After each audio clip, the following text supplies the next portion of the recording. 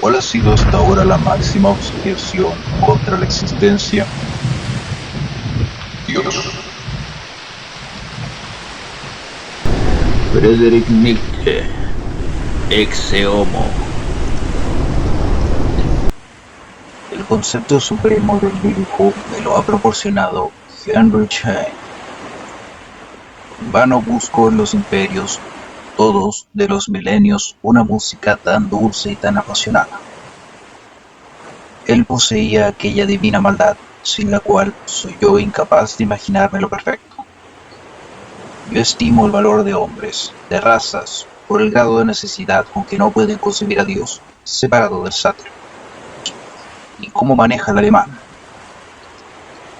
Alguna vez se dirá que Heine y yo hemos sido a gran distancia los primeros virtuosos de la lengua alemana, a una incalculable lejanía de todo lo que simples alemanes han hecho con ella.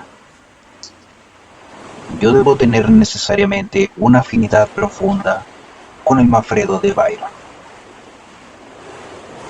Todos esos abismos los he encontrado dentro de mí. A los 13 años ya estaba yo maduro para esa obra. No tengo una palabra, solo una mirada, para quienes se atreven a pronunciar la palabra Fausto en presencia del Manfredo. Los alemanes son incapaces de todo concepto de grandeza. Prueba, Schumann. Propiamente por rabia contra este empalagoso sajón, he compuesto yo una antiobertura para el Manfredos, de la cual dijo Hans von Bülow que no había visto jamás nada igual en papel de música, que era un estupro cometido por Euterpe. Cuando busco mi fórmula suprema para definir a Shakespeare, siempre encuentro tan solo la de haber concebido al tipo de César. Algo así no se adivina, se es o no se es.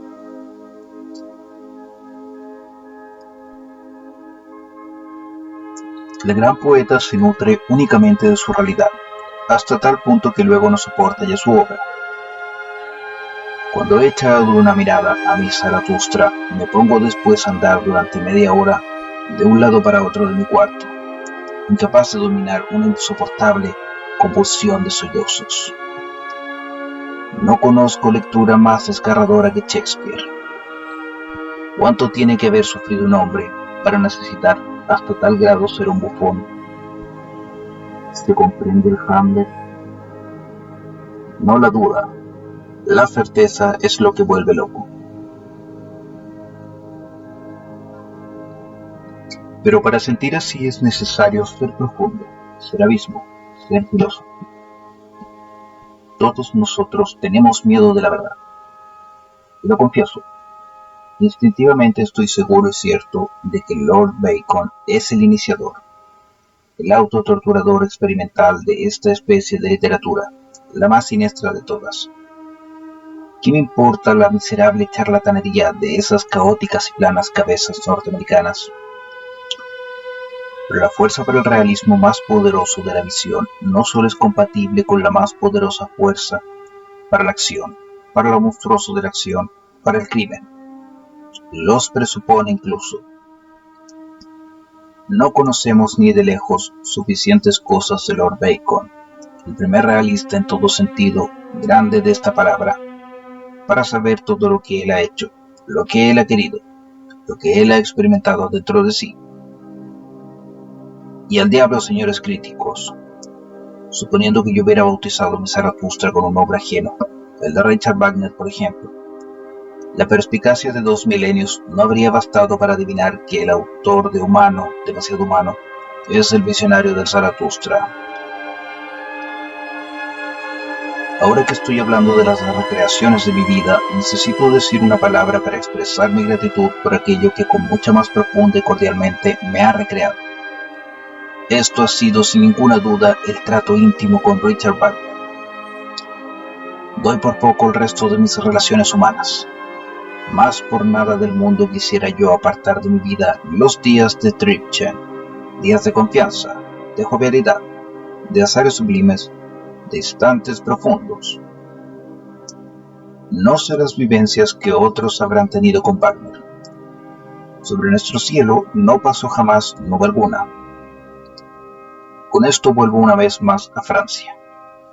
No tengo argumentos, tengo simplemente una mueca de desprecio contra los wagnerianos y toda esa gente que creen honrar a Wagner encontrándolo semejante a sí mismos. Dado que yo soy extraño en mis instintos más profundos a todo lo que es alemán, hasta el punto de que la mera proximidad de una persona alemana me retarda la digestión, el primer contacto con Wagner fue también el primer respiro libre en mi vida. Lo sentí, lo veneré, como tierra extranjera, como antítesis, como viviente protesta contra las virtudes alemanas. Nosotros, los que respiramos de niños el aire cenagoso de los años 50, somos por necesidad pesimistas respecto al concepto de alemán.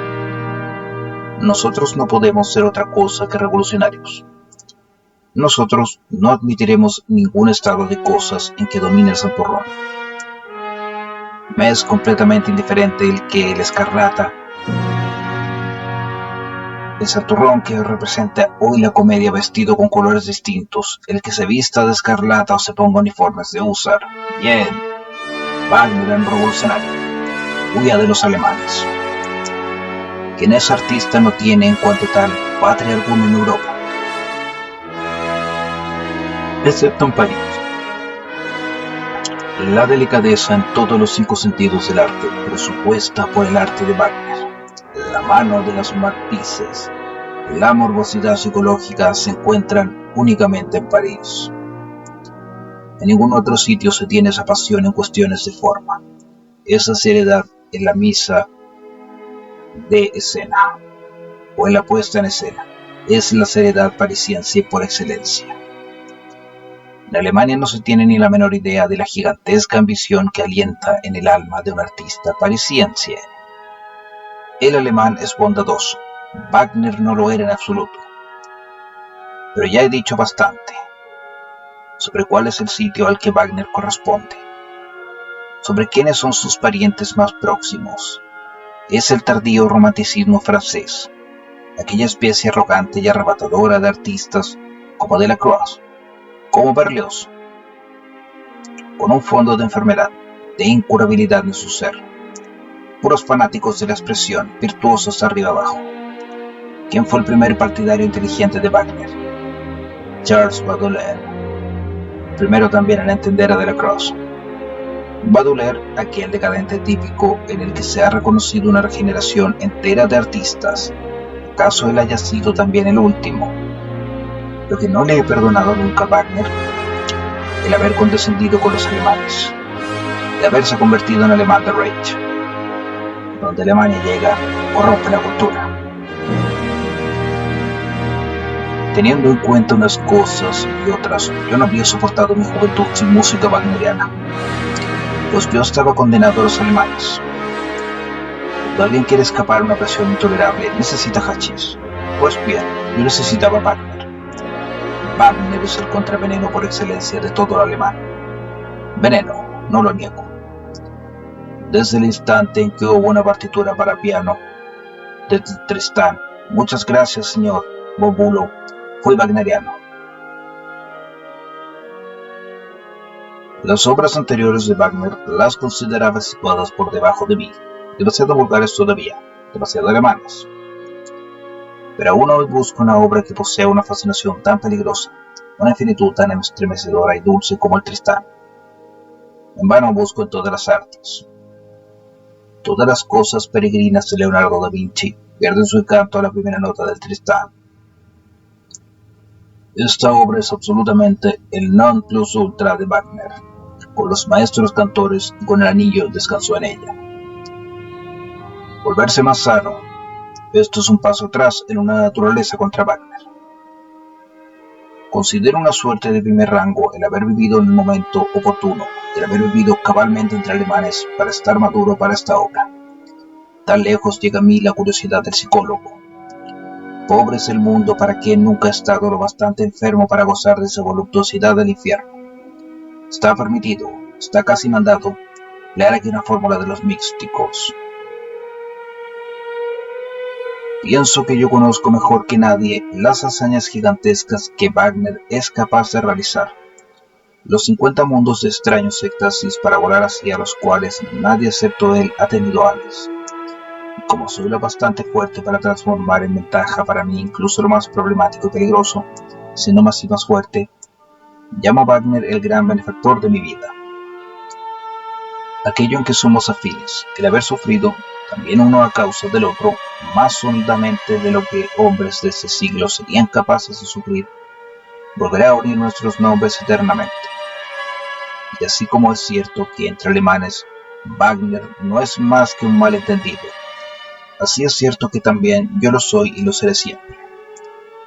2 siglos de disciplina psicológica y artística primero, señores alemanes. Pero una cosa así no se recupera.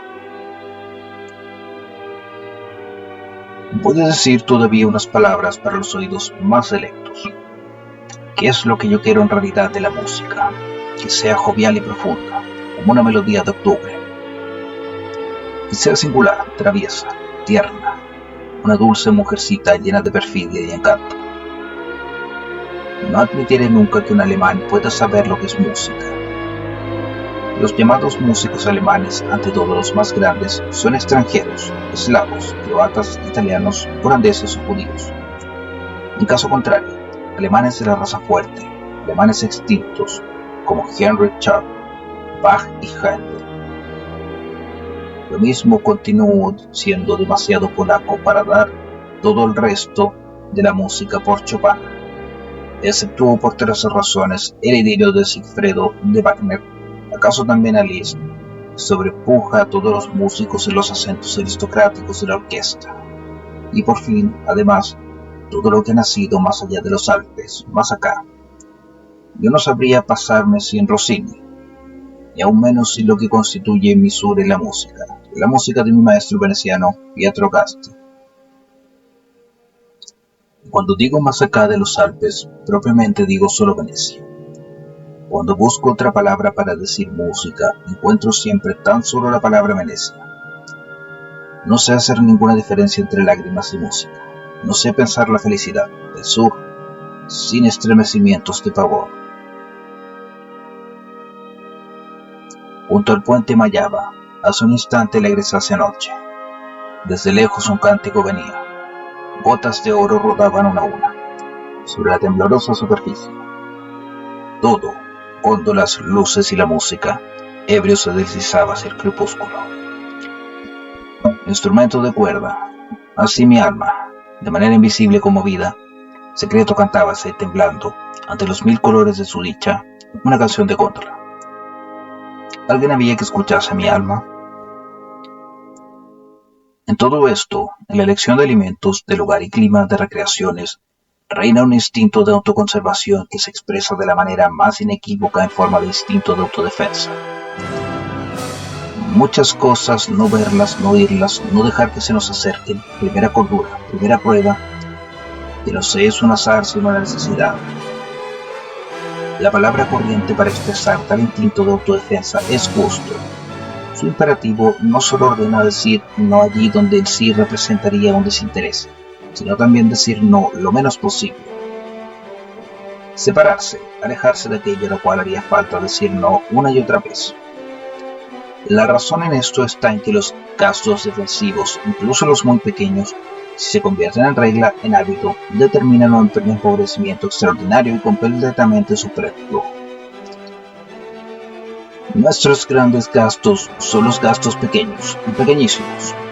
El rechazar, el no dejar acercarse a las costas, es un gasto. No hay engaño en esto, una fuerza derrochada en finalidades negativas.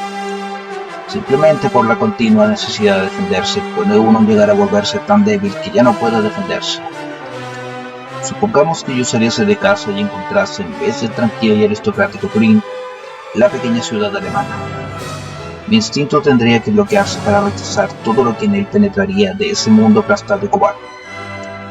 O que encontrase la gran ciudad alemana, ese vicio hecho edificios, un lugar en donde nada crece, en donde toda cosa, buena o mala, ha sido traída de fuera. ¿No tendría yo que convertirme en un erizo? Pero tener púas es una dilapidación, incluso lujo doble, cuando somos dueños de no tener púas, sino manos abiertas. Otra listeza y autodefensa consiste en reaccionar las menos veces posibles y en eludir las situaciones y condiciones en que se estaría condenado a exhibir, por así decirlo, la propia libertad, la propia iniciativa, y a convertirse en un mero reactivo. Tomo como imagen el trato con los libros. El docto, que en el fondo no hace ya otra cosa que revolver libros. El filólogo corriente, unos 200 al día, acaba por perder íntegra y totalmente la capacidad de pensar por cuenta propia.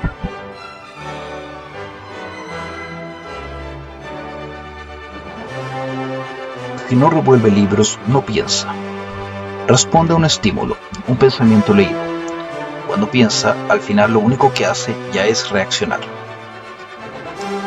El docto dedica toda su fuerza a decir sí y a decir no, a la crítica de cosas ya pensada, él mismo ya no piensa.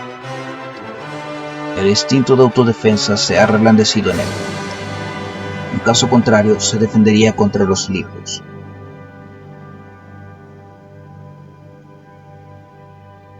El docto, un decadente. Esto lo he visto yo con mis propios ojos. Naturalezas bien dotadas, con una constitución rica y libre, ya a los 30 años.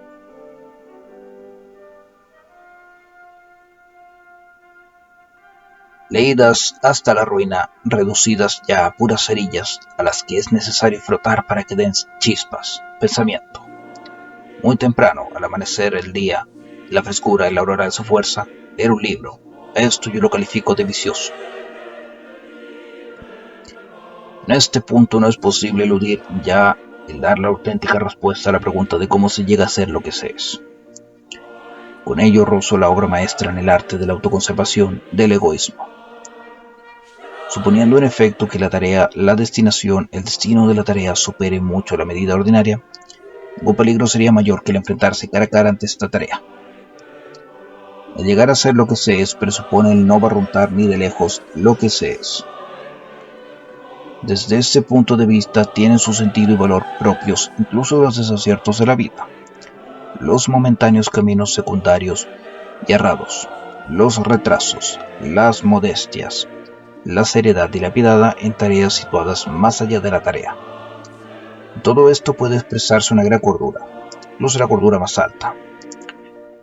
Cuando el conocerte a ti mismo sería la receta para perecer, entonces el olvidarse, el malentenderse, el empequeñecerse, el estrecharse, el mediocrizarse, se transforman en la razón misma. Expresado de manera moral, amar al prójimo, vivir para otros y para otra cosa pueden ser la medida de defensa para conservar la más dura mismidad. Es este el caso excepcional en que contra mi regla y mi convencimiento me incliné por los impulsos desinteresados. Ellos trabajan aquí al servicio del egoísmo, de la cría de un ego. Es preciso mantener la superficie de la conciencia. La conciencia es una superficie limpia de cualquiera de los grandes imperativos. Cuidado incluso con toda palabra grande, con toda actitud. Puros peligros de que el instinto se entiende demasiado pronto. Entre tanto sigue creciendo en la profundidad la idea organizadora, la idea llamada a dominar, comienza a dar órdenes, no saca lentamente con su guía de los caminos secundarios y equivocados, prepara cualidades y capacidades singulares que alguna vez demostrarán ser indispensables como medios para el todo. Ella va configurando una tras otra todas las facultades subalternas antes de dejar oír algo de la tarea dominante, de la meta, de la finalidad, del sentido. Contemplada en ese aspecto, mi vida es sencillamente prodigiosa. Para la tarea de una transfiguración de los valores, eran tal vez necesarias más facultades que las que jamás han coexistido en un solo individuo, sobre todo también antítesis y facultades, sin que éstas les fuera lícito estorbarse unas a otras, destruirse mutuamente. Jerarquía de las facultades, distancia, el arte de separar sin enemistar, no mezclar nada, no conciliar nada, una multiplicidad enorme que es sin embargo lo contrario del caos. Esta fue la condición previa, el trabajo y el arte prolongados y secretos del instinto. Su alto patronato se mostró tan fuerte que yo en ningún caso he barrotado siquiera lo que en mí crece, y así todas mis fuerzas aparecieron un día súbitas, maduras en su perfección última. En mi recuerdo falta el que yo me haya esforzado alguna vez. No es posible detectar en mi vida rasgo alguno de lucha. Yo soy la antítesis de una naturaleza heroica. Querer algo, aspirar a algo, proponerse una fidelidad, un deseo. Nada de esto lo conozco por es propia. Todavía en ese instante miro hacia mi futuro, un vasto futuro, como hacia un mar liso. Ningún deseo sin crespa en él. No tengo el menor deseo de que algo se vuelva distinto de lo que es. Yo mismo no quiero volverme distinto. Pero sí he vivido siempre. No he tenido ningún deseo. Soy alguien que habiendo cumplido ya los 44 años, puede decir que no se ha esforzado jamás por poseer honores, mujeres, dinero. No es que me hayan faltado. Así, por ejemplo, un día fui catedrático de la universidad. Nunca había pensado ni de lejos en cosa semejante, pues entonces apenas tenía yo 24 años. Y así un día fui 2 años antes filólogo, en el sentido de que mi primer trabajo filológico, mi comienzo en todos los aspectos, me fue solicitado por mi maestro Ritchell para publicarlo en sus Rijksmuseum. Ritchell, lo digo con veneración, el único doctor genial que me ha sido dado a conocer hasta ahora. Él poseía aquella agradable corrupción que nos distingue a los de Turingia, por las que incluso en alemán se vuelve simpático. Nosotros, para llegar a la verdad, continuamos prefiriendo los caminos tortuosos.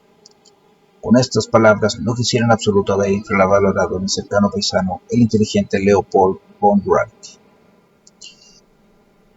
En este punto hace falta una gran reflexión. Se me preguntará cuál es la auténtica razón de que yo haya contado todas esas cosas pequeñas según el juicio tradicional indiferentes. Al hacerlo me perjudico a mí mismo, tanto más estoy destinado a representar grandes tareas. Respuesta: estas cosas pequeñas, alimentación, lugar, clima, recreación, toda la casuística del egoísmo, son inconcebiblemente más importantes que todo lo que hasta ahora se ha considerado importante. Justo aquí es preciso comenzar a cambiar lo aprendido. Las cosas que la humanidad ha tomado en serio hasta este momento no son ni siquiera realidades, son meras imaginaciones, o hablando con más rigor, mentiras nacidas de los instintos malos de naturalezas enfermas, de naturalezas nocivas en el sentido más hondo. Todos los conceptos, Dios, alma, virtud, pecado, más allá, verdad, vida eterna. Todos esos conceptos se han buscado a la grandeza de la naturaleza humana, su divinidad. Todas las cuestiones de la política, del orden social, de la educación, han sido hasta ahora falsedades íntegras, y radicalmente por el hecho de haber considerado hombres grandes a los hombres más nocivos, por el hecho de haber aprendido a despreciar las cosas pequeñas, quiero decir los asuntos fundamentales de la vida misma. Nuestra cultura actual es ambigua en sumo grado. El emperador alemán pactando con el Papa como si el Papa no fuera el representante de la enemistad mortal contra la vida. Lo que hoy se construye ya no se tiene en pie al cabo de 3 años. Si me mido por lo que yo puedo hacer, para no hablar de lo que viene detrás de mí, una subversión, una construcción sin igual, tengo más derecho que ningún otro mortal a la palabra grandeza. Si me comparo con los hombres a los que hasta ahora se ha honrado como a los hombres primeros, la diferencia es palpable. A estos presuntos primeros yo no los considero siquiera hombres, para mí son desechos de la humanidad, engendros de enfermedad y de instintos vengativos. Son simplemente monstruos funestos y en el fondo incurables que se vengan de la vida. Yo quiero ser la antítesis de ellos. Mi privilegio consiste en poseer la suprema finura para percibir todos los signos de instintos sanos. Falta en mí todo rasgo enfermizo. Yo no he estado enfermo ni siquiera en épocas de grave enfermedad. En vano se buscará en mí un ser, un rasgo de fanatismo. No podrá demostrarse en ningún instante de mi vida alguna actitud arrogante o patética. El fatos de la afectación no corresponde a la grandeza. Quien necesita adoptar actitudes afectadas es falso. He dado con todos los hombres extravagantes. La vida se me ha hecho ligera y más ligera que nunca cuando exigió de mí lo más pesado. ¿Quién me ha visto en los 70 días de este otoño durante los cuales he producido sencillamente sin pausa cosas de primera categoría que ningún hombre volverá a hacer después de mí, ni ha hecho antes de mí con una responsabilidad para con todos los siglos que me siguen? No habrá percibido en mí rasgo alguno de tensión, antes bien una frescura y una jovialidad exuberante. Nunca he comido con sentimientos más agradables, no he dormido jamás mejor. No conozco ningún otro modo de tratar con tareas grandes que el juego. Este es, como indicio de grandeza, un presupuesto esencial. La más mínima confusión, el gesto sombrío, cualquier tono duro en la garganta, son en su integridad objeciones contra la persona, y mucho más contra su obra. No es lícito tener nervios. También el sufrir por la soledad es una objeción. Yo no he sufrido nunca más que por la muchedumbre. Una época absurdamente temprana, a los 7 años, ya sabía yo que nunca llegaría hasta mí una palabra humana. ¿Se me ha visto alguna vez ensombrecido por esto? Yo muestro todavía hoy la misma afabilidad para con cualquiera. Yo estoy incluso lleno de distinciones para con los más humildes. En todo esto no hay ni una pizca de orgullo, de secreto desprecio. Aquel a quien yo desprecio adivina que es despreciado por mí. Con mi mero existir ofendo a todo lo que tiene mala sangre en el cuerpo. Fórmula para expresar la grandeza en el hombre es amor al destino. No querer que nada sea distinto ni en el pasado ni en el futuro, ni por toda la eternidad. No solo soportar lo necesario, y aún menos disimularlo. Todo idealismo es mendacidad frente a lo necesario. No solo soportar lo necesario, y aún menos disimularlo, sino amarlo. ¿Por qué escribo libros tan buenos? Una cosa soy yo, otra cosa son mis escritos. Antes de hablar de ellos, tocaré la cuestión de si han sido comprendidos o incomprendidos. Lo hago con la dejadez de que de algún modo resulta apropiada, pues no ha llegado aún el tiempo de hacer esa pregunta. Tampoco para mí mismo ha llegado aún el tiempo, algunos nacen póstumamente. Algún día se sentirá la necesidad de instituciones en que se viva y se enseñe como yo sé vivir y enseñar. Tal vez incluso se creen entonces también cátedras especiales dedicadas a la interpretación del Zaratustra. Pero estaría en completa contradicción conmigo mismo si ya hoy esperase encontrar oídos y manos para mis verdades. Que hoy no se me oiga, que hoy no se sepa tomar nada de mí. Eso no solo es comprensible, eso me parece incluso lo justo. No quiero ser confundido con otros. Para ello tampoco yo debo confundirme a mí mismo con otros.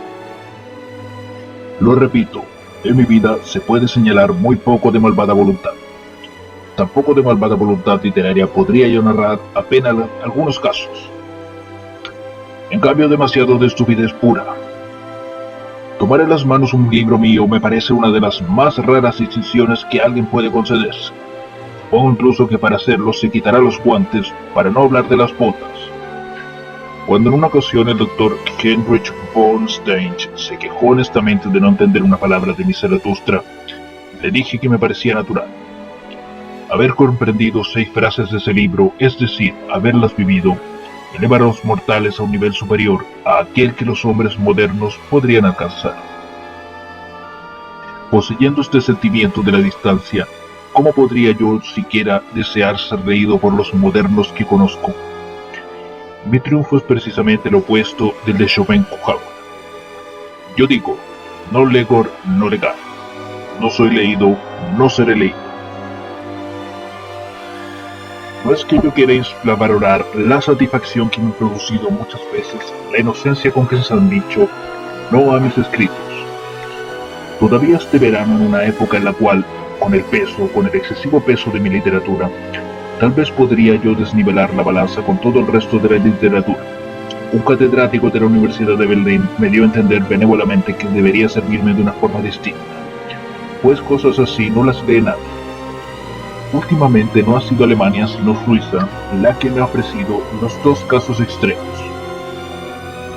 Un artículo del doctor Whitman, publicado en el Band sobre Más allá del bien y del mal con el título El peligroso libro de Nietzsche, y una reseña global sobre mis libros escrita por el señor Karl Spitteler, asimismo en el Band, representan un máximo en mi vida. Me guardo de decir de qué. El último lo consideraba, por ejemplo, mi Zaratustra como un superior ejercicio de estilo, y expresaba el deseo de que en adelante me ocupase también del contenido. El doctor Whitman me manifestaba su aprecio por el valor con que me esfuerzo en abolir todos los sentimientos decentes. Por una pequeña malicia del azar, en este artículo cada frase era, con una coherencia que he admirado, una verdad puesta del revés. En el fondo bastaba con transvalorar todos los valores para dar incluso de un modo notable a propósito de mí, en la cabeza del clavo, en lugar de dar con un clavo en mi cabeza. Con tanto mayor motivo intento ofrecer una explicación. En última instancia, nadie puede escuchar en las cosas, incluidos los libros, más de lo que ya sabe. Se carece de oídos para escuchar aquello a lo cual no se tiene acceso desde la vivencia. Imaginémonos el caso extremo de que un libro no hable más que de las vivencias que en su totalidad se encuentran situadas más allá de la posibilidad de una experiencia frecuente, o también poco frecuente, de que sea el primer lenguaje para expresar una serie nueva de experiencias. En este caso sencillamente no se oye nada, lo cual produce la ilusión acústica de creer que donde no se oye nada no hay tampoco nada. Esta es, en definitiva, mi experiencia ordinaria, y si se quiere, la originalidad de mi experiencia. Quien ha creído haber comprendido algo de mí, ese ha rehecho algo mío a su imagen. No raras veces le ha salido lo opuesto a mí. Por ejemplo, un idealista, que no había entendido nada de mí, negaba que yo hubiera de ser tenido siquiera en cuenta. La palabra superhombre, que designa un tipo de óptima constitución en contraste con los hombres modernos, con los hombres buenos, con los cristianos y demás nihilistas, una palabra que en boca de Zaratustra, el aniquilador de la moral, se convierte en una palabra muy digna de reflexión, ha sido entendida casi en todas partes, con total inocencia en el sentido de aquellos valores cuya antítesis se ha manifestado en la figura de Zaratustra, es decir, ha sido entendida como tipo idealista de una especie superior de hombre, mitad santo, mitad genio. Otros doctos animales con cuernos me han achacado por su parte darwinismo. Incluso se ha redescubierto aquí el culto de los héroes, tan duramente rechazado por mí, de aquel gran falsario involuntario e inconsciente que fue Carlyle. Y a una persona que le soplé el oído que debería buscar un César Borgia, más bien que un Parsifal, no dio crédito a sus oídos. Habrá de perdonárseme el que yo no sienta curiosidad alguna por las recensiones de mis libros, sobre todo por las de los periódicos. Mis amigos, mis editores, lo saben, no me hablan de este asunto. En un caso especial tuve ocasión de ver con mis propios ojos todo lo que se había perpetrado contra un solo libro mío en Más allá del bien y del mal. Sobre esto podría escribir toda una historia. Se creerá que en el National Zeitung, un periódico prusiano, lo digo para mis lectores extranjeros, pues yo no leo, con permiso, más que el Journal de Devance, ha sabido ver en ese libro con absoluta seriedad un signo de los tiempos, la auténtica y verdadera filosofía de los Yankers e hidalgos, para adoptar la cual solo le faltaba a la Zeitung coraje. Esto iba dicho para alemanes, pues en todos los demás lugares tengo yo lectores, todos ellos inteligencias selectas, caracteres probados, educados, en altas posiciones y en elevados deberes. Tengo incluso verdaderos genios entre mis lectores. En Viena, en San Petersburgo, en Estocolmo, en París y en Nueva York. En todas partes estoy descubierto, pero no en el país plano de Europa, Alemania. Y lo confieso, me alegro aún más de mis no lectores, de aquellos que jamás han oído ni mi nombre ni la palabra filosofía. Pero a cualquier lugar que llego aquí en Turín, por ejemplo, todos los rostros se alegran y se ponen benévolos al verme. Los que más me han lisonjeado hasta ahora es que algunas viejas vendedoras de frutas no descansan hasta haber escogido para mí los racimos más dulces de sus uvas. Hasta ese punto hay que ser un filósofo. No en vano se dice que los polacos son los franceses entre los eslavos. Una rusa encantadora no se engañará ni un instante sobre mi origen. No consigo ponerme solemne, a lo más que llego hasta el azoramiento. Pensar en alemán, sentir en alemán, yo puedo hacerlo todo, pero esto supera mis fuerzas. Mi viejo maestro Ritschl llegó a afirmar que aún mis trabajos filológicos yo los concebía como un novelista parisiense, absurdamente excitante. En el propio París están asombrados de todas mis audacias y sutilezas. La expresión de Montaigne, temo que hasta en las formas supremas del ditirambo se encuentre en mí un poco de aquella sal que nunca se vuelve fastidiosa, alemana, que haya en ellos esprit. Soy incapaz de obrar de otro modo. Dios me ayude. Amén. Todos nosotros sabemos, algunos lo saben incluso por experiencia propia, que es un animal de orejas largas. Bien, me atrevo a afirmar que yo tengo las orejas más pequeñas que existen. Esto interesa no poco a las mujercitas. Me parece que se sienten comprendidas mejor por mí. Yo soy el antisasno por excelencia, y por lo tanto, monstruo de la historia del mundo. Yo soy, dicho en griego, y no solo en griego, el anticristo.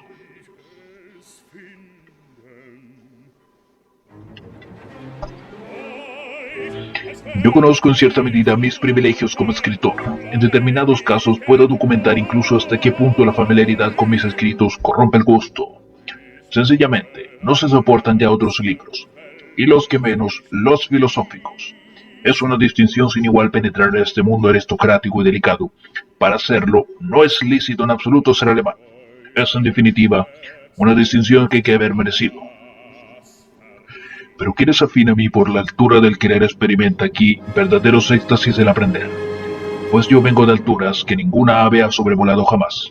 Yo conozco abismos en lo que todavía no se ha extraviado pie ninguno. Se me ha dicho que no es posible dejar de la mano un libro mío, que yo perturbo aún el reposo nocturno.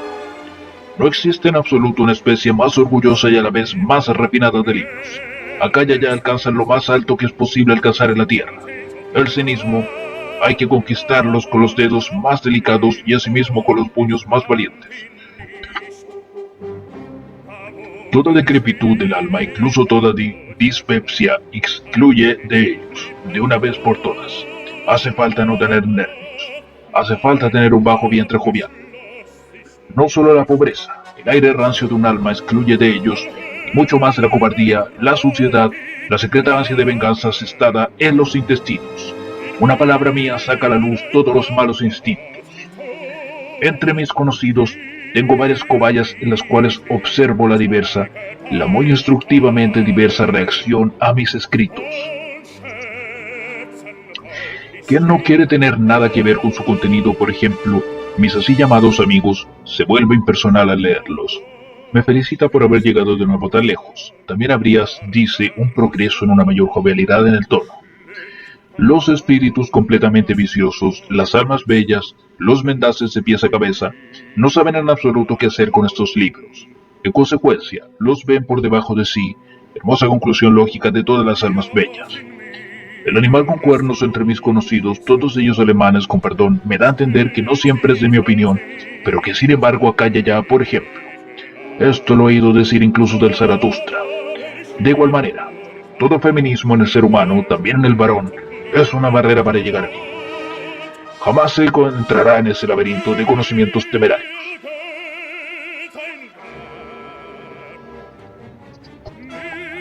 Hace falta no haber sido nunca complaciente consigo mismo. Hace falta contar la dureza entre los hábitos propios para encontrarse jovial y de buen humor, entre mis verdades todas ellas duras.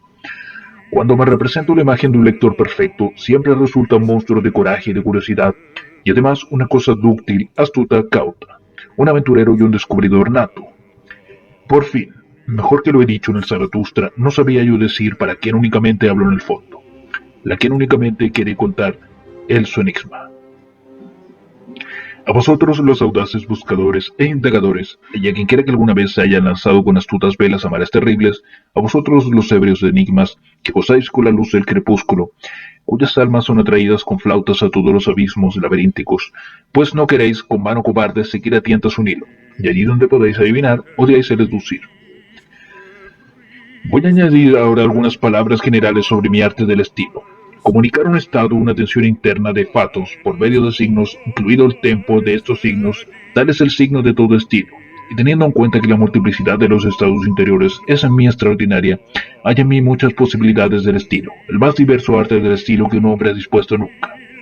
Es bueno todo estilo que comunica realmente un estado interno que no hierra los signos, en el tempo de los signos, en los gestos.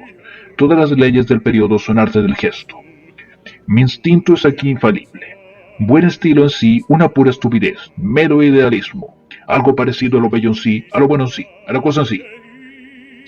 Dando siempre por supuesto que haya oídos, que haya hombres capaces y dignos de tal fatos, que no falten aquellos hombres con los que es lícito comunicarse. Por ejemplo, mi Zaratustra busca todavía ahora esos hombres. Ay, tendrá que buscarlos aún por mucho tiempo. Es necesario ser digno de oírlo. Y hasta entonces no habrá nadie que comprenda el arte que aquí se ha prodigado. Jamás nadie ha podido derrochar tantos medios artísticos nuevos, inauditos, creados en realidad por vez primera para esta circunstancia. Quedaba por demostrar que era posible tal cosa precisamente en la lengua alemana. Yo mismo antes lo habría rechazado con la mayor dureza. Antes de mí no se sabe lo que es posible hacer con la lengua alemana, lo que en absoluto es posible hacer con la lengua. El arte del gran ritmo, el gran estilo de los periodos para expresar un inverso arriba y abajo de pasión sublime, de pasión sobrehumana, yo he sido el primero en descubrir. Con un ditirambo como el último del tercer Zaratustra titulado Los Siete Sellos, he volado miles de millas más allá de lo que hasta ahora se llamaba poesía. Que en mis escritos habla un psicólogo sin igual, tal vez sea esta la primera conclusión a lo que llega un buen lector. Un lector como yo lo merezco, que pelea como los buenos filólogos de otros tiempos leían a su Horacio. Las tesis sobre las cuales está de acuerdo en el fondo todo el mundo, para no hablar de los filósofos de todo el mundo, los moralistas y otras cazuelas vacías, cabezas de repollo, aparecen en mí como ingenuidades del desacierto. Por ejemplo, aquella creencia de que no egoísta y egoísta son términos opuestos, cuando en realidad el ego yo mismo no es más que una patraña superior, un ideal. No hay ni acciones egoístas ni acciones no egoístas, ambos de estos son un contrasentido psicológico. O la tesis, el hombre aspira a la felicidad. O la tesis, la felicidad es la recompensa de la virtud. O la tesis, placer y displacer son términos contrapuestos. La ciencia de la humanidad, la moral, ha falseado, moralizado de pies a cabeza todos los asuntos psicológicos hasta llegar a aquel horrible contrasentido de que el amor debe ser algo no egoísta. Es necesario estar firmemente asentado en sí mismo.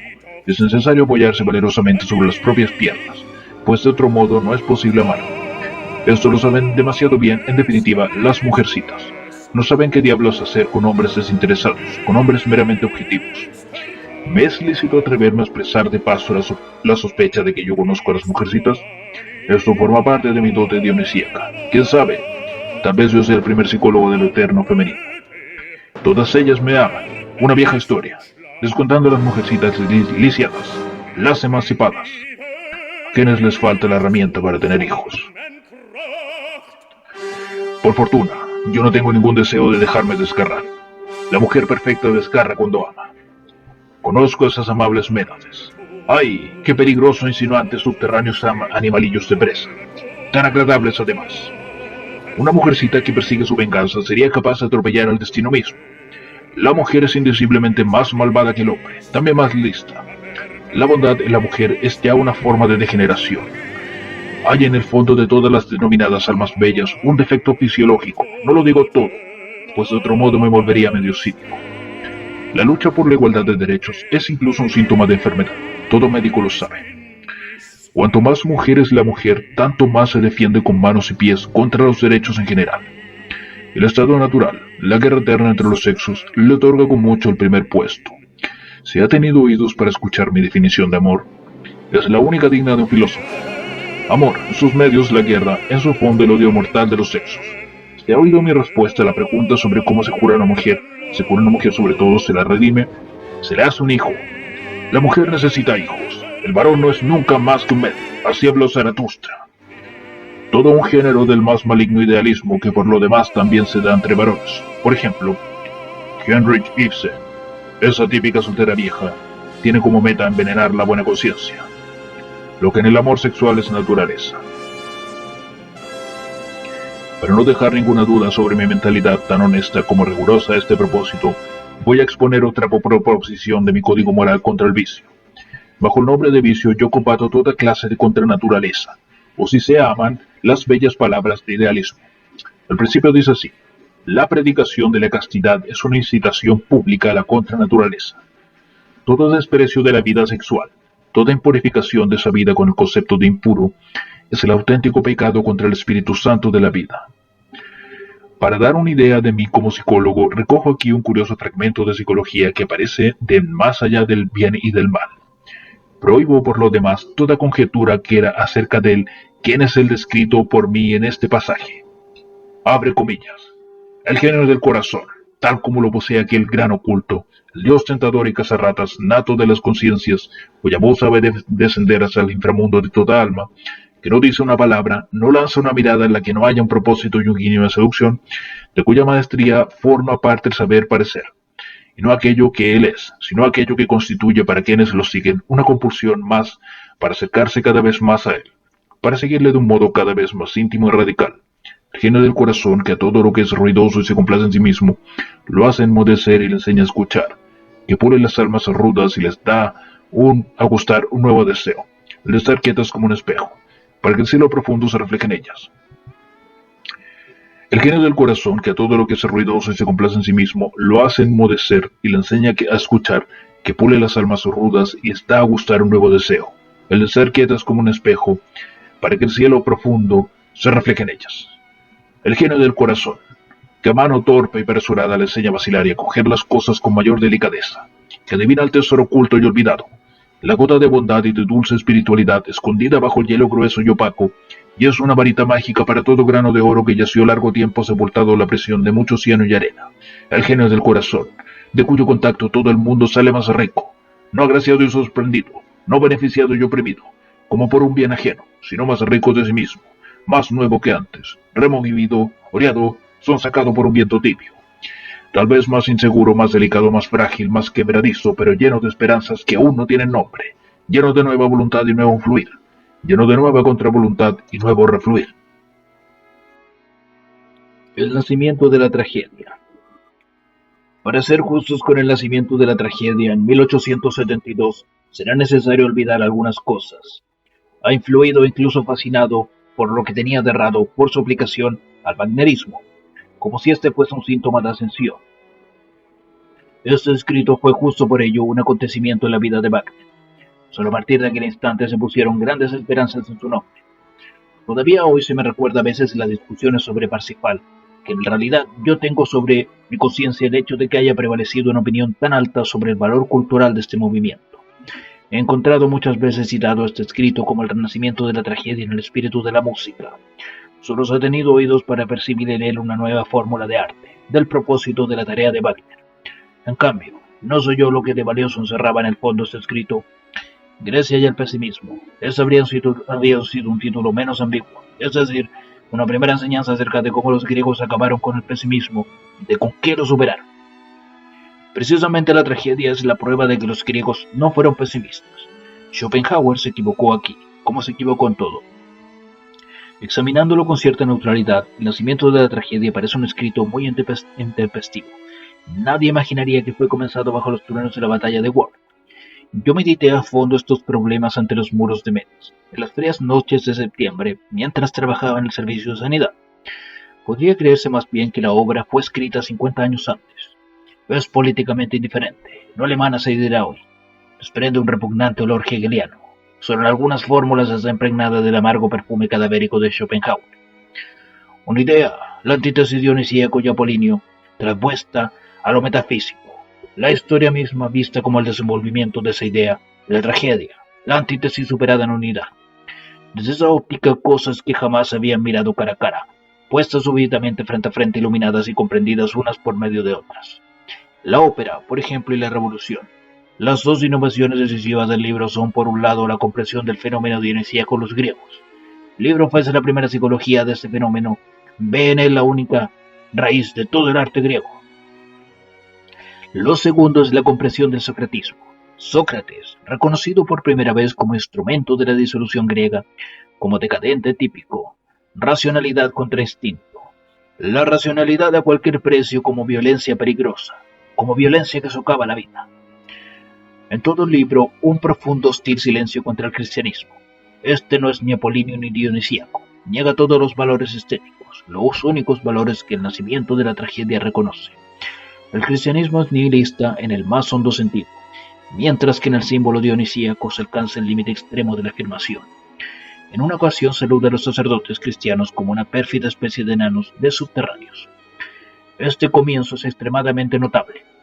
Yo había descubierto el único símbolo y la única réplica de mi experiencia más íntima que la historia posee. Justo por ello había sido yo el primero en comprender el maravilloso fenómeno de lo dionisíaco. Asimismo, por el hecho de reconocer a Sócrates como decadente, había dado yo una prueba totalmente inequívoca de que la seguridad de mi carrera psicológica no es puesta en peligro por ninguna idiosincrasia moral. La moral misma, entendida como síntoma de decadencia, es una innovación, una singularidad de primer rango en la historia del conocimiento. Con estas dos ideas había saltado yo muy alto por encima de la lamentable charlatanería propia de mentecatos sobre optimismo contra pesimismo.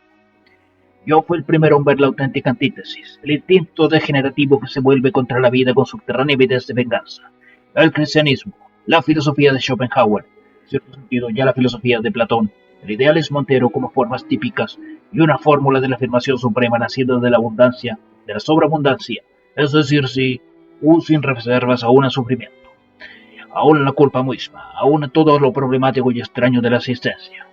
Este sí último, gozosísimo, exuberante, arrogantísimo, dicho a la vida no es sólo la intelección suprema, sino también la más honda, la más rigurosamente confirmada y sostenida por la verdad y la ciencia. No hay que sustraer nada de lo que existe, nada superfluo. Los aspectos de la existencia rechazados por los cristianos y otros nihilistas pertenecen incluso a una orden infinitamente superior, en la jerarquía de valores que aquello que el instinto de decadencia pudo lícitamente probar, llamar bueno. Para captar esto se necesita coraje y como condición de él un exceso de fuerza, pues nos acercamos a la verdad exactamente en la medida en que el coraje es lícito usar ir hacia adelante, exactamente en la medida de la fuerza. El conocimiento, el decir sí a la realidad, es para el fuerte una necesidad, así como son una necesidad para el débil bajo la inspiración de su debilidad, la cobardía y la audiencia frente a la realidad, el ideal. El débil no es dueño de conocer, los decadentes tienen necesidad de la mentira. Ella es una de sus condiciones de conservación. Quien no solo comprende la palabra dionisíaco, sino que se comprende a sí mismo en ella, no necesita ninguna refutación de Platón o del cristianismo o de Schopenhauer. Huele a putrefacción. ¿En qué medida justo con esto había encontrado yo el concepto de lo trágico y había llegado al conocimiento definitivo de lo que es la psicología de la tragedia? Es cosa que he vuelto a exponer últimamente en El crepúsculo de los ídolos, página 139. Abre comillas. El decir sí a la vida, incluso en sus problemas más extraños y duros, la voluntad de la vida, regocijándose en su propia inagotabilidad al sacrificar a sus tipos más altos. A eso fue a lo que yo llamé dionisíaco. Eso fue lo que yo adiviné, como puente que lleva la psicología del poeta trágico. No para desembarazarse del espanto y la compasión, no para purificarse de un afecto peligroso mediante un vehemente descarga de ese afecto. Así lo entendió Aristóteles. No para, más allá del espanto y la compasión, ser nosotros mismos, el eterno placer del devenir. Ese placer que incluye en sí también el placer de destruir, cierra comillas. En ese sentido tengo derecho a considerarme el primer filósofo trágico, es decir, la máxima antítesis y el máximo antípoda de un filósofo pesimista. Antes de mí no existe esta transposición de lo dionisíaco a un fatos filosófico. Falta la sabiduría trágica. En vano he buscado indicios de ella incluso en los grandes griegos de la filosofía, los de los 2 siglos anteriores a Sócrates. Me ha quedado una duda con respecto a Heráclito, en cuya cercanía siento más calor y me encuentro de mejor humor que en ningún otro lugar. La afirmación del fluir y del aniquilar, que es lo decisivo en la filosofía dionisíaca, el decir sí a la antítesis y a la guerra, el devenir, o el rechazo radical incluso del concepto mismo de ser. En esto tengo que reconocer, en cualquier circunstancia, lo más afín a mí entre lo que hasta ahora se ha pensado. La doctrina del eterno retorno, es decir, del ciclo incondicional, infinitamente repetido de todas las cosas, esta doctrina de Zaratustra podría, en definitiva, haber sido enseñada también por Heráclito. Al menos la Estoa, que ha heredado de Heráclito casi todas sus ideas fundamentales, conserva huellas de esa doctrina. En este escrito deja oír su voz una inmensa esperanza. Yo no tengo en definitiva motivo alguno para renunciar a la esperanza de un futuro dionisíaco de la música.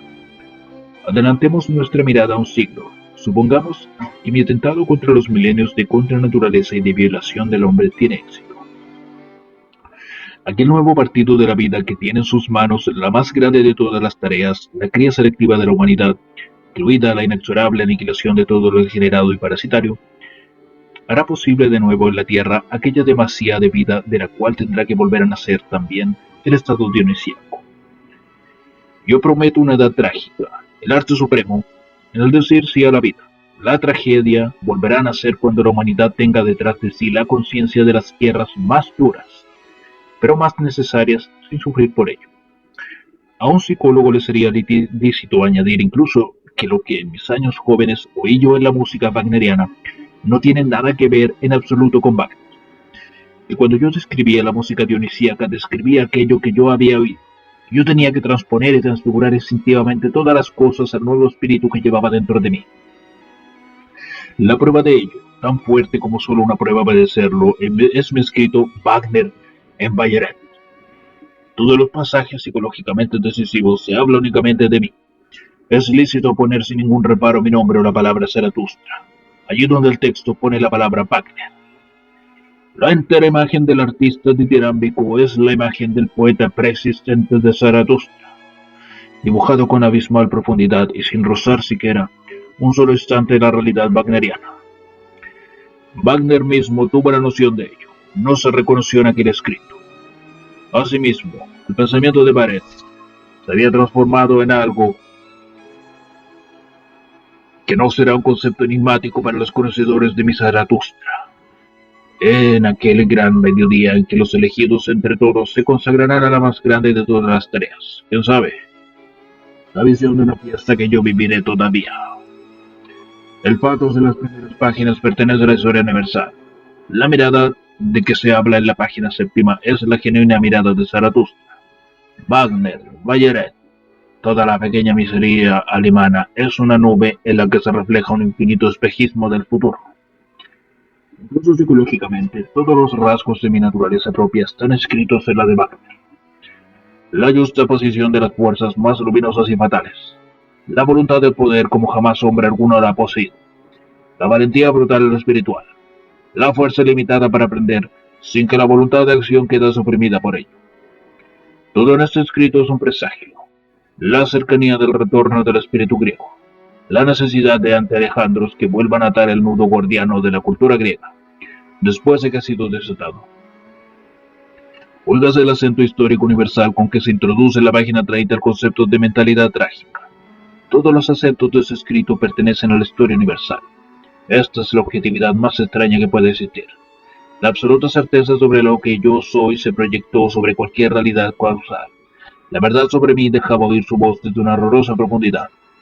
En la página 71 se describe y anticipa con incisiva seguridad el estilo de Zaratustra. Jamás encontrará una expresión más grandiosa para describir el acontecimiento de Zaratustra, el acto de una gigantesca purificación y consagración de la humanidad, que era que fue hallada en las páginas 43 al 46. Las intempestivas. Las 4 intempestivas son íntegramente belicosas. Demuestran que yo no era ningún Juan el Soñador, que me gusta desenvainar la espada, acaso también que tengo peligrosamente suelta la muñeca. El primer ataque, 1873, fue para la cultura alemana, a la que ya entonces miraba yo desde arriba con inexorable desprecio. Una cultura carente de sentido, de sustancia, de meta, una mera opinión pública. No hay peor malentendido, decía yo, creer que el gran éxito bélico de los alemanes prueba algo en favor de esta cultura, mucho menos su victoria sobre Francia. La segunda intempestiva, 1874, descubre lo que hay de peligroso, de corrosivo y envenenador de la vida, nuestro modo de hacer ciencia. La vida, enferma de ese engranaje y este mecanismo deshumanizados, enferma de la impersonalidad del trabajador, de la falsa economía de la división del trabajo. Se pierde la finalidad, esto es, la cultura, el medio, el cultivo moderno de la ciencia barbariza. En este tratado el sentido histórico del cual se halla orgulloso este siglo fue reconocido por vez primera como enfermedad, como signo típico de decadencia. En la tercera y en la cuarta intempestivas son confrontadas como señales hacia un concepto superior de cultura, hacia la restauración del concepto de cultura. Dos imágenes del más duro egoísmo, de la más dura cría de un ego, tipos intempestivos por excelencia, llenos de soberano desprecio por todo lo que a su alrededor se llamaba Reich, cultura, cristianismo, Bismarck, éxito, Schopenhauer y Wagner. O en una sola palabra, Nietzsche. El primero de esos 4 atentados tuvo un éxito extraordinario. El revuelo que provocó fue espléndido en todos los sentidos. Yo había tocado una nación victoriosa en su punto vulnerable. Decía que su victoria no era un acontecimiento cultural, sino tal vez algo completamente distinto. La respuesta llegó de todas partes, y no solo en absoluto de los viejos amigos de David Strauss, quien yo había puesto en ridículo presentándolo como tipo de culto y filisteo, alemán, como satisfecho en suma como autor de su evangelio de cervecería de la antigua Nueva Fe. La expresión cultifisteo ha permanecido desde entonces en el idioma, traducida en él por mi escrito. Estos viejos amigos a quienes en su calidad de Gutenbergeses y suavos había asestado yo una profunda puñalada al haber encontrado ridículos ese extraño animal, a su avestruz, Strauss. Respondieron de manera tan proba y grosera como yo, de algún modo, podía desear. Las réplicas prusianas fueron mal inteligentes. Cerraban en sí más azul Prusia. Lo más indecoroso lo realizó un periódico de Leipzig, el tristemente famoso Grasboten. Me costó trabajo que mis indignados amigos de Basilea no tomasen ninguna medida. Solo algunos viejos soñadores se pusieron incondicionalmente de mi parte, por razones diversas, y en parte imposibles de averiguar. Entre ellos, Ewald de Gotinga, y dio a entender que mi atentado había resultado mortal para Strauss. Asimismo, el viejo hegeliano Bruno Bauer, el que he tenido desde entonces uno de mis lectores más atentos. En sus últimos años le gustaba hacer referencia a mí, indicarle por ejemplo al señor von Trenske, el historiógrafo prusiano. Era la persona a la que él podía preguntar para informarse sobre los conceptos de cultura que aquel había perdido. Lo más meditado, también lo más extenso sobre el escrito de su autor, fue dicho por un viejo discípulo del filósofo von Bader, un cierto catedrático llamado Hoffmann, de Wurzburgo. Este preveía por este escrito que me esperaba un gran destino, provocar una especie de crisis y de suprema decisión. El problema del ateísmo, cuyo tipo más instintivo y más audaz advirtióme. El ateísmo era lo que me llevaba a Schopenhauer, decía. Pero el artículo, con mucho mejor escuchado y el más amargamente sentido, fue uno extraordinariamente fuerte y valeroso en defensa mía del por lo demás tan suave Karl Hillebrand, el último alemán humano que ha sabido manejar la pluma. Su artículo se leyó en la Augsburger. Puede leerse en una forma algo más cauta en sus obras completas. Mi escrito era presentado en él como un acontecimiento, como un punto de viraje, como una primera toma de conciencia, como un signo óptimo, como un auténtico retorno de la seriedad alemana y de la pasión alemana en asuntos de espíritu. Hillebrand elogiaba mucho la forma del escrito, su gusto maduro, su perfecto tacto en discernir entre persona y cosa. Lo destacaba como el mejor texto polémico que se había escrito en lengua alemana, en ese arte de la polémica que precisamente para los alemanes resulta tan peligroso, tan desaconsejable. Estaba incondicionalmente de acuerdo conmigo, incluso iba más lejos que yo en aquello que me había atrevido a decir sobre el encadenamiento del idioma en Alemania. Hoy se las dan de puristas y no saben ya construir una frase, mostrando idéntico desprecio por los primeros escritores de esa nación. Terminaba expresando su admiración por mi coraje, aquel coraje supremo que llevaba al banquillo de los acusados precisamente a los hijos predilectos de un pueblo. La repercusión de este escrito en mi vida es realmente inapreciable. Desde entonces nadie ha buscado pendencias conmigo. En Alemania se me silencia, se me trata como una sombría cautela.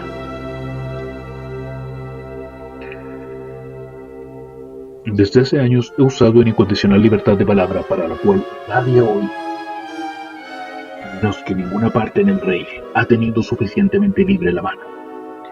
Mi paraíso está a la sombra de mi espada. En el fondo, yo había puesto en práctica una máxima de Stendhal. Esta aconseja que se haga la entrada en sociedad con un duelo.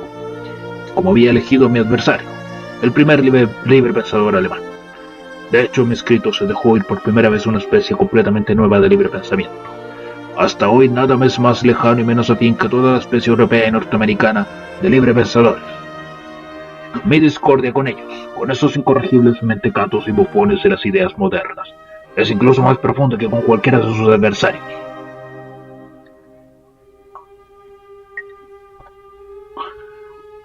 También ellos, a su manera, quieren mejorar la humanidad. A su imagen, harían una guerra implacable a la que yo soy, a la que yo quiero, en el supuesto de que lo comprendieran. Todos ellos creen todavía en la idea. Yo soy el primer inmoralista. Exceptuadas, como es obvio, algunas cosas, yo no afirmaría que las intempestivas señaladas con los nombres de Schopenhauer y de Wagner puedan servir especialmente para comprender o incluso solo plantear el problema psicológico de ambos casos.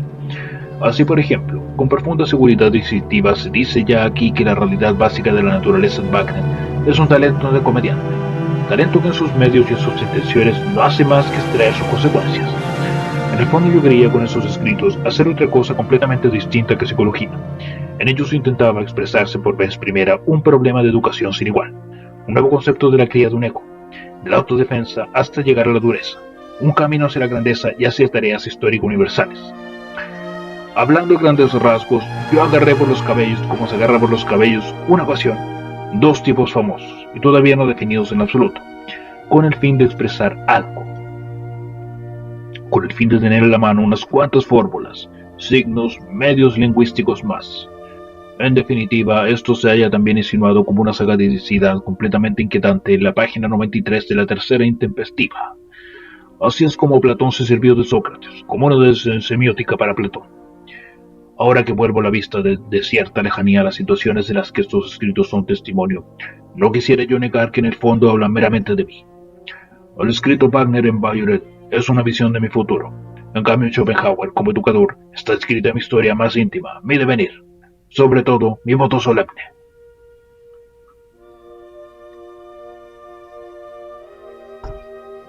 Oh, cuán lejos me encontraba yo entonces todavía de lo que soy hoy, del lugar en el que me encuentro hoy, en una altura en la que ya no hablo con palabras, sino con rayos. Pero yo veía al país, no me engañé ni un solo instante acerca del camino del mar, del peligro y del éxito. El gran sosiego en el prometer, ese feliz mirar hacia un futuro que no se quedará en simple promesa. Aquí toda palabra está vivida, es profunda, íntima. No faltan cosas dolorosísimas. Hay allí palabras que en verdad sangran. Pero un viento propio de la gran libertad sopla sobre todo. La herida misma no actúa como objeción. Sobre cómo concibo yo al filósofo como un terrible explosivo ante el cual todo se encuentra en peligro, sobre cómo separo yo miles de millas mi concepto filosófico de un concepto que comprende en sí todavía incluso Kant, para no hablar de los rumiantes académicos y otros catedráticos de filosofía. Sobre todo esto ofrece este escrito una enseñanza inapreciable, aun concediendo que quien aquí habla no es en el fondo Schopenhauer como educador, sino su antítesis, Nietzsche como educador. Si se tiene en cuenta que mi oficio era entonces el de doctor, y tal vez también que yo entendía mi oficio, no carece de significación que en este escrito aparezca bruscamente un áspero fragmento de psicología del doctor. Expresa el sentimiento de la distancia, la profunda seguridad sobre lo que en mí puede ser tarea, lo que puede ser simplemente medio, entre acto y elemento accesorio. Mi tristeza es haber sido muchas cosas y muchos lugares, para poder llegar a ser una única cosa. Por cierto tiempo tuve que ser también un doctor.